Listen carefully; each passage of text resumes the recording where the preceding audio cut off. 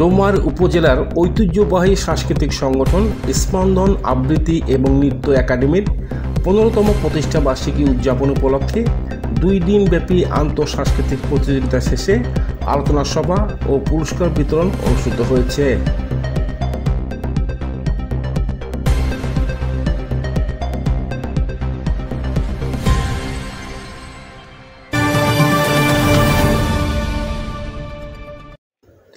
শনিবার 20 সেপ্টেম্বর সন্ধ্যায় ডোমার নাট্য সমিতি মিলনায়তনে অনুষ্ঠানে সভাপতিত্ব করেন বীর মুক্তিযোদ্ধা ইলিয়াস হোসেন।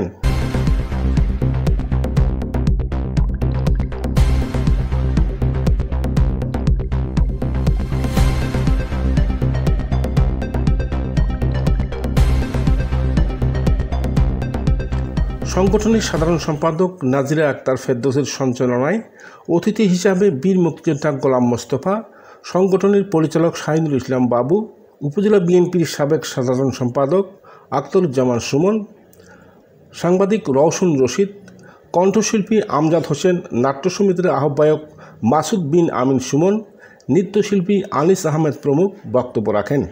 বর্তমান সামাজিক ডিজিটাল যুগে আমরা অনেক পিছায় পড়ে গেছি।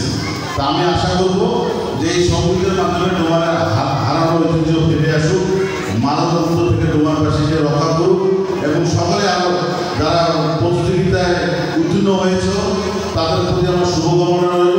তাদের অভিভাবকদেরকে আমি অভিনন্দন জানাই যে বাচ্চাদেরকে আপনারা এত সুন্দরভাবে নিয়ে এসেছেন এবং অনেকক্ষণ থেকে আপনারা বসে ধৈর্য সহকারে শুনছেন। এই জন্য স্পন্দন একাডেমির পক্ষ থেকে আমি আপনাদেরকে ধন্যবাদ জানিয়ে আমি আমার বক্তব্য শেষ করছি।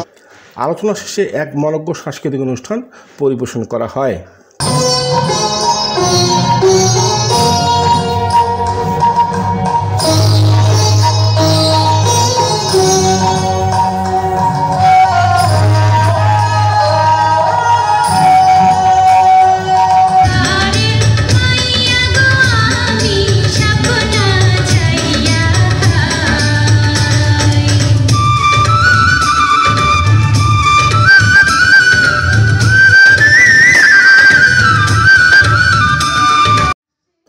পরের প্রতিযোগিতায় অংশগ্রহণকারী বিজয়ী শিল্পীদের মাঝে পুরস্কার বিতরণ করেন অতিথিবৃন্দ।